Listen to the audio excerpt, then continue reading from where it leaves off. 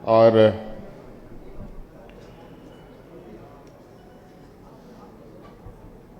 जिस उद्देश्य को लेकर के आज हम लोग यहाँ आए हैं, उसकी छोटी सी झलक हम लोगों ने आज विभिन्न क्षेत्रों में सरकार और विभिन्न संस्थानों के साथ, उद्योग जगतों के साथ एमओयू करते हुए देखा। और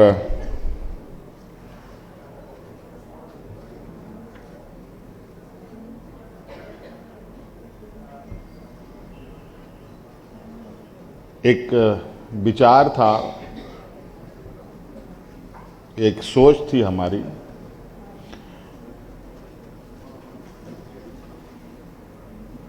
और ये सोच एक लंबे समय से एक आकार लेने की तैयारी में था। इसको लेकर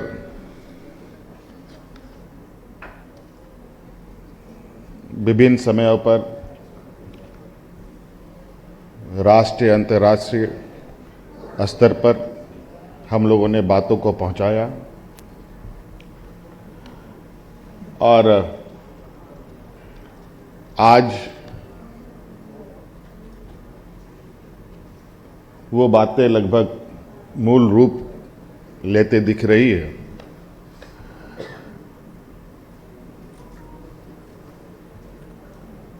मुझे लगता है कि कोई भी राज्य के लिए, देश के लिए समग्र विकास की जो सोच है, वो छोटे समय के लिए नहीं होता, बल्कि एक लंबे समय के लिए होता है।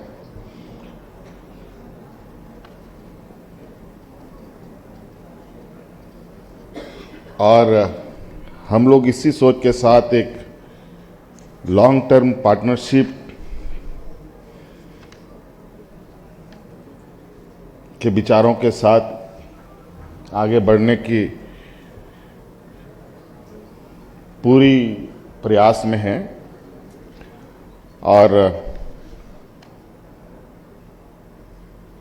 आज सरकार ने अपनी सोच, अपने उद्देश्य, अपने लक्ष्य को भी आपके सामने प्रस्तुत किया है।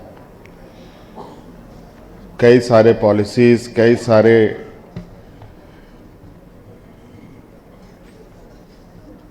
जो विभिन्न विभागों के हैं और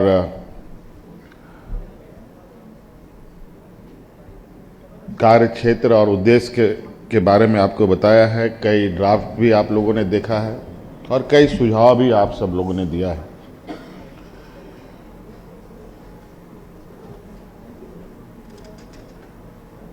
मैं कहना चाहूँगा विशेषकर अपने विभाग के पदाधिकारियों को कि अब चूंकि अब हम लोग एक कदम आगे बढ़ चले हैं, ये कदम अब रुके नहीं। इसके लिए हर कार्यों को हम लोग एक समय सीमा पर खत्म करते हुए, समय सीमा सुनिश्चित करते हुए हर योजना को धरातल पर उतारा जाए।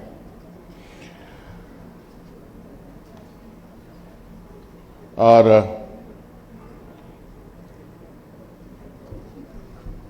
जो हमारे सहयोगी लोग जो आज, चाहे वो जिंदल ग्रुप हो, वरुण बेवरेजेज हो, टाटा समूह हो, गूगल हो, इज माई ट्रिप के लोग हों, जनरल स्टील हो, पावर न्यूक्लियर पावर हो, फूड प्रोसेसिंग हो, या डिजिटल गवर्नेंस की, एआई की बात हो, इन सभी समूह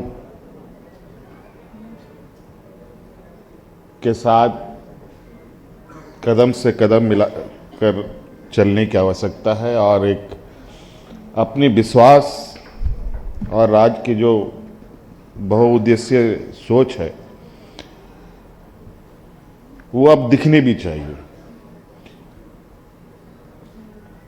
सरकार जनताओं के द्वारा चुनी जाती है, जनता उनको चुनती है और जनता की भी बहुत बड़ी उम्मीद और भरोसा सरकार के ऊपर होती है, तभी वो सरकार बना पाते हैं। और शायद यही उद्देश्य से हमें राज्य को दिशा देने का मौका मिला है। कुछ जगहों पर, चूंकि आप सब लोग जानते हैं, झारखंड की एक ऐतिहासिक विरासत, वीरों की ये भूमि, समाज के अत्यंत पिछड़े वर्गों का बहुलता झारखंड राज्य में है।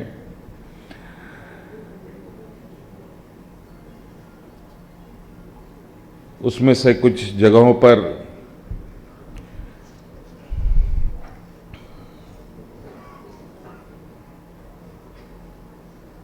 जो मुझे बताया गया है कि जियाडा के जो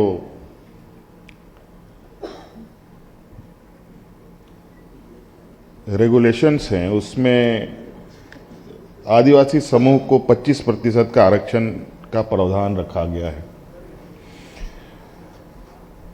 हम समझते हैं कि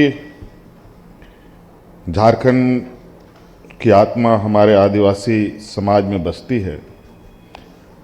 कहीं न कहीं सरकार भी ऐसे वर्गों को आगे बढ़ने का हर संभव प्रयास करती है। मैं विभाग को कहना चाहूँगा इसको थोड़ा पुनः देखे और 25 से 50 कैसे किया जा सके, इस पर भी हमें विचार करने की आवश्यकता है, ताकि ये आदिवासी समाज थोड़ी मूल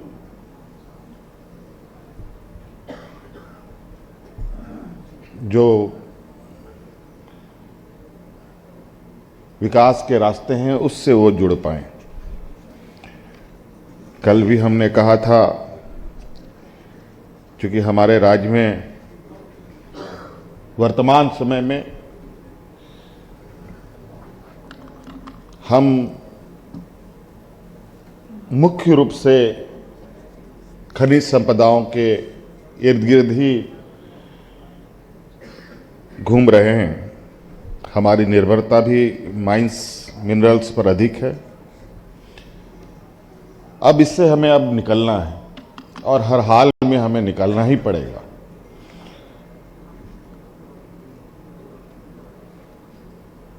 और ये चुनौती के रूप में हमें लेने की आवश्यकता है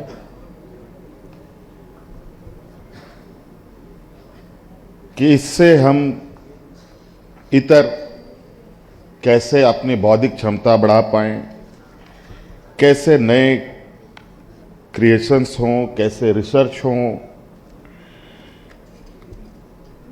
कैसे इनोवेटिव आइडियाज़ हम डेवलप करें। इसके लिए कहीं ना कहीं ऐसे लोग, ऐसी संस्थानें हैं जो काम करती हैं, उनका हम साथ लें, उनके साथ आगे बढ़ें।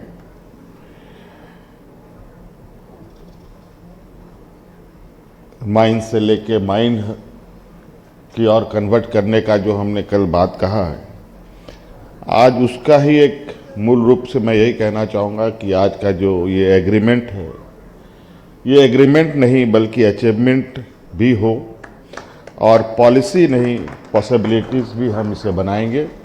इस उद्देश्य के साथ हम लोग आगे कदम बढ़ाएं। और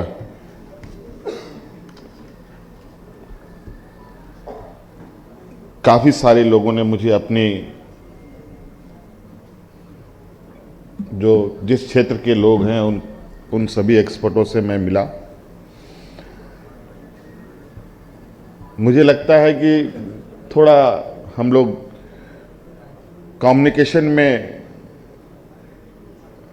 पीछे रह जाने की वजह से हमारी चीज़ें लोगों तक पहुंच नहीं पाती। बहुत सारे कारण रहे हैं, लेकिन मैं आप लोग को विश्वास दिलाता हूं कि अब ये अनवरत चलने वाला इस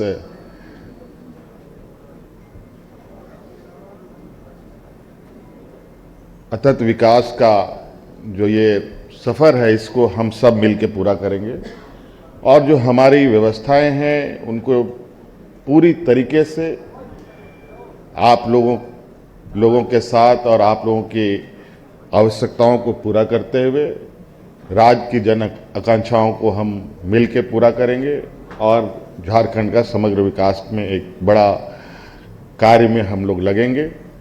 आप सब लोगों का बहुत बहुत शुक्रिया आज के सभा में आने के लिए। धन्यवाद। जोहार।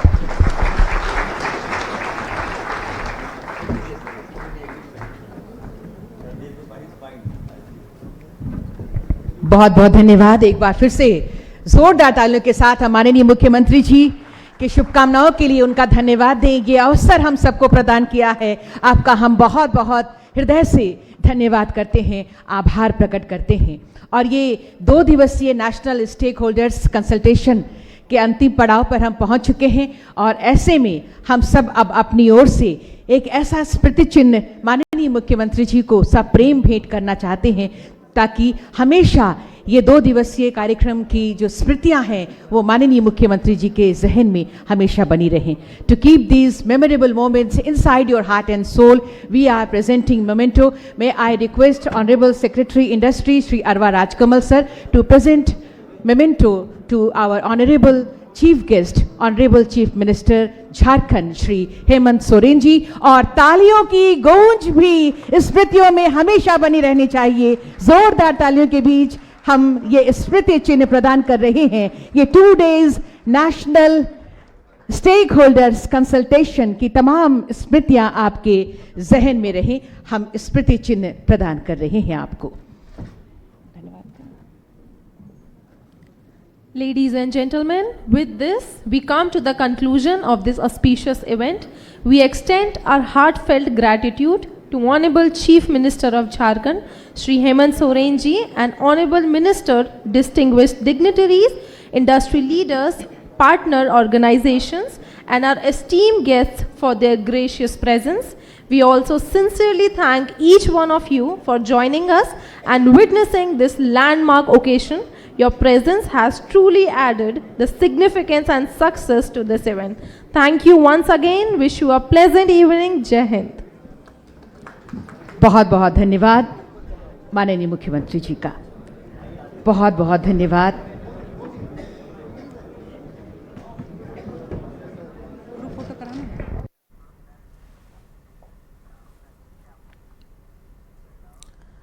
तो देखिए, नेशनल स्टेक होल्डर्स कंसल्टेशन में मुख्यमंत्री हेमंत सोरेन को आप सुन रहे थे। झारखंड को लेकर के उन्होंने बहुत सारी बातें कही। और बढ़ते अब अगली खबरों की ओर। झारखंड सरकार ने निवेशकों के सामने रांची को पूर्वी भारत के उभरते आईटी हब के रूप में पेश किया है।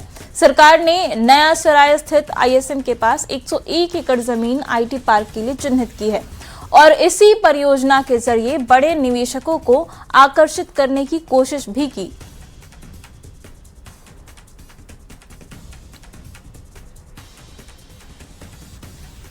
राजधानी रांची को आईटी हब बनाने की स्क्रिप्ट इस समय दिल्ली में लिखी जा रही है। और बता दें कि दिल्ली में 2 दिवसीय नेशनल स्टेक होल्डर्स कंसल्टेशन 2026 का समापन होने जा रहा है। लेकिन 2 दिनों तक दिल्ली में जो कुछ भी हुआ, क्या वास्तव में रांची को हैदराबाद और बेंगलुरु की तर्ज पर खड़ा करेगा? आपको बता दें कि हम इस समय राजधानी रांची के नया सराय में आईआईएम के पास हैं, जहां पर राज्य सरकार की ओर से आईटी पार्क बनाने के लिए 101 एकड़ जमीन चिन्हित की गई है। ये देख सकते हैं कि पूरा एक बड़ा इलाका है और यहाँ पर राज्य सरकार ने 101 एकड़ जमीन आईटी पार्क बनाने के लिए चिन्हित किया है। बता दें कि जिस तरीके से दिल्ली में एआई विजन 2050 का व्यापक रोड मैप पेश किया गया है, जिसका मतलब है कि शिक्षा, स्वास्थ्य, कृषि, उद्योग और नागरिक सेवाओं का व्यापक इस्तेमाल आईटी के सेक्टर में कैसे किया जाए, इसको लेकर के एक बड़ी तस्वीर दिल्ली में पेश करने की कोशिश है। ये भी बता दें आपको कि अगले 5 सालों के लिए राज्य सरकार ने 1150 करोड़ निवेश का प्रस्ताव रखा है।